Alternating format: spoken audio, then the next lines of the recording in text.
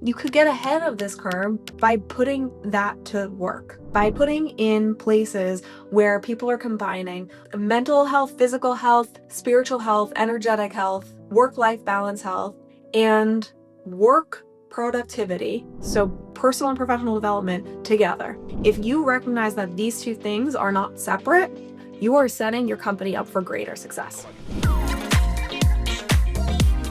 Hello and welcome to another episode of the Coherent Collective podcast. I'm your host, Joanna Rosenthal.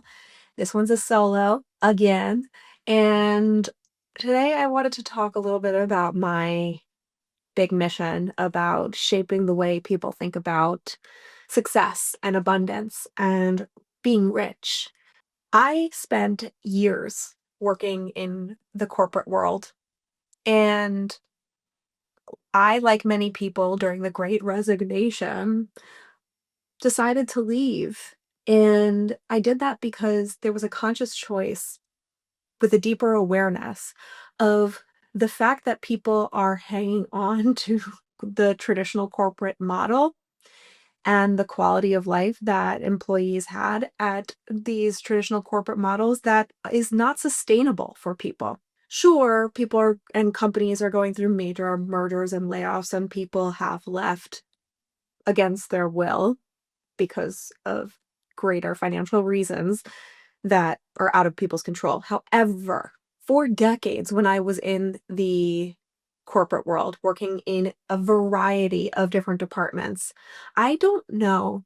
As a matter of fact, it was very rare that I ever heard someone not complaining about something going on in their life, whether it was the quality of work-life balance, the title that they had, the salary that they had, the job that they were doing and executing. I was guilty of that for sure. Or something was going on at home. But on paper, maybe things look great. That, to me, is not success. Success is understanding where you're at. Success is a feeling. It is a deep, innate feeling.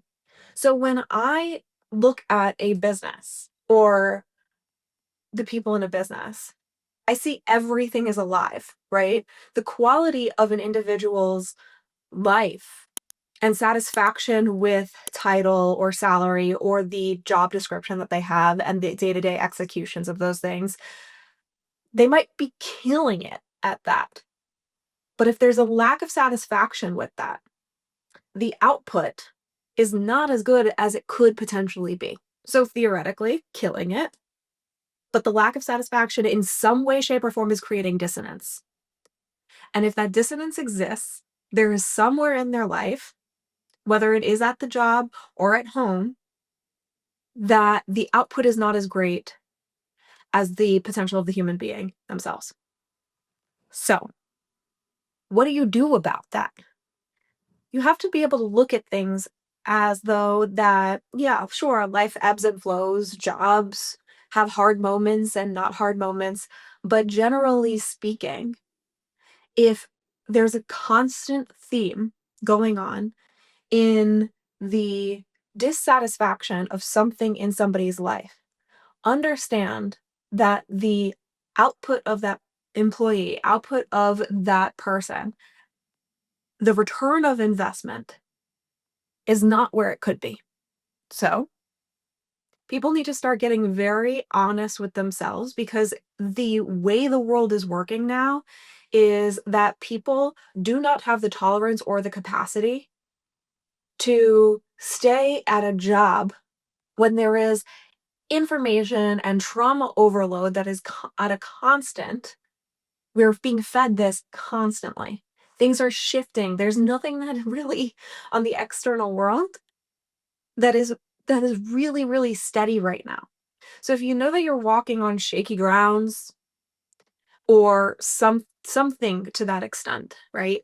You have to be able to understand that there is something that you can do internally to create that sort of satisfaction. Now, as a team, as a company, as an employee, looking at the way that that could be addressed is by acknowledging that your employees need to be seen in a different light. If you don't want company turnover being super quick, there are plenty of studies out there about happiness and quality of a person's life as it relates to year-over-year profitability and growth in profitability. I think more companies are waking up to this, which, knock on wood, thank God. But if your people don't feel seen, heard, valued, at a minimum, it doesn't matter what title they are, it doesn't matter where they fall in the hierarchy, it doesn't matter what their role is. If their role isn't being matched to something that they naturally are good at, that element of passion and excitement dissipates. So people are going to be looking elsewhere, or just leave, or not give you, or stay and not give you the company, the quality that could be there of work. You could get ahead of this curve by putting that to work, by putting in places where people are combining what health, mental health, physical health, spiritual health, energetic health, work-life balance health, and work productivity, so personal and professional development together. If you recognize that these two things are not separate, or those categories, I should say, are not separate, you are setting your company up for greater success. I implore you to look at the studies around happiness, wellness, and the output that your employees will have just by virtue of being seen, being heard, being supported. So the way that the way that companies are shifting, the way that the tides are turning, people are getting very uncomfortable staying in antiquated systems. And I'm saying antiquated systems, even systems that were so successful a handful of years ago. People just are burnt out. If you want to get ahead of the times are people first. Output will happen as a result of that. Community first. Understanding what people need first. I guarantee you, you will see a major difference if you really consider that. Anyway, until next time.